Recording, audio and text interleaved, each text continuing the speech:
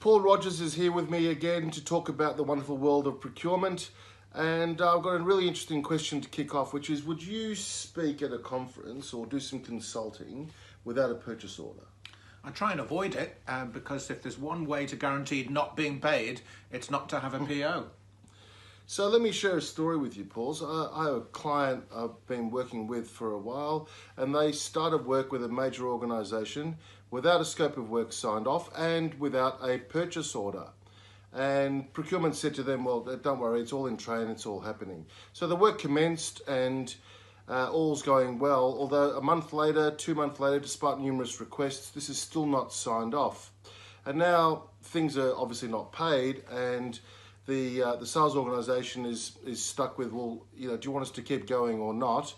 And things escalated. But what turned out to be very interesting at this point was that procurement then used this intransigence on their part to actually use that against them to try and get further discounts for more work and retrospective discounts on the work that had already commenced because the thing wasn't signed off. I mean, that's almost bullying, isn't it? I certainly think there's a lesson learnt there, which is why would you start work without a PO? And especially if there was a promise to deliver a contract or a PO, which wasn't then kept. That's a red flag, isn't it? It's a red flag that there's something happening in the background. So can I ask you, the work scope was expanded, is that what you're saying? Yeah, so the original work was all going well, and they came back and said, oh, we've actually got more work for you. And they expanded it, and it was almost about 75% more than the original scope. And they wanted discounts and then retrospective discounts on the work that had already commenced. And which is just ridiculous to not sign off, not pay, and then ask for further concessions for further work just because the volume went up. So I'm going to guess that the sales team then are thinking, well, the only way we're going to get paid is if we play ball with the procurement team and give them what they're asking for. Ah, you're a funny man, Paul. No, what we discussed is that they've got to escalate this to the most senior stakeholders in procurement to start with, which is CPO, and then potentially CFO to say, you boys and girls are not playing nicely in the sandpit and you need to cease and desist from this behaviour. So 1, sign off the scope of work. 2, pay us for the work already done. 3, stop asking us for discounts just because you like the work that we're doing at the moment. So there needed to be some maturity, and the debate was around, is it okay to escalate? Are we going to annoy some people?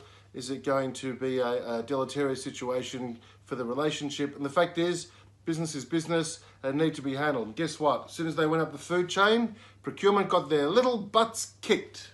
Can you see how happy he is about that? Let's just say that to be in procurement is to be regularly embarrassed by hearing stories about disconnected procurement teams behaving in a way that optimises their KPIs, but perhaps at the expense of business outcomes. And this story is about that. So no, I do not condone the behaviour of the procurement team, nor am I surprised that when the issue was escalated, the procurement team was put back in their box. And I think the learning team for procurement colleagues is that if you're under pressure to achieve value, that's fine, but behaving unethically, not acting in good faith, and actually seeking retrospective discounts is simply poor practice.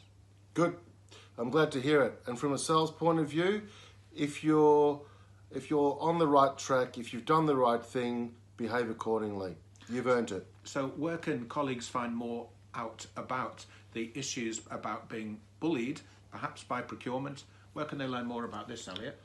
Well, they can get our book, obviously, Sales versus Procurement. There's a link down here.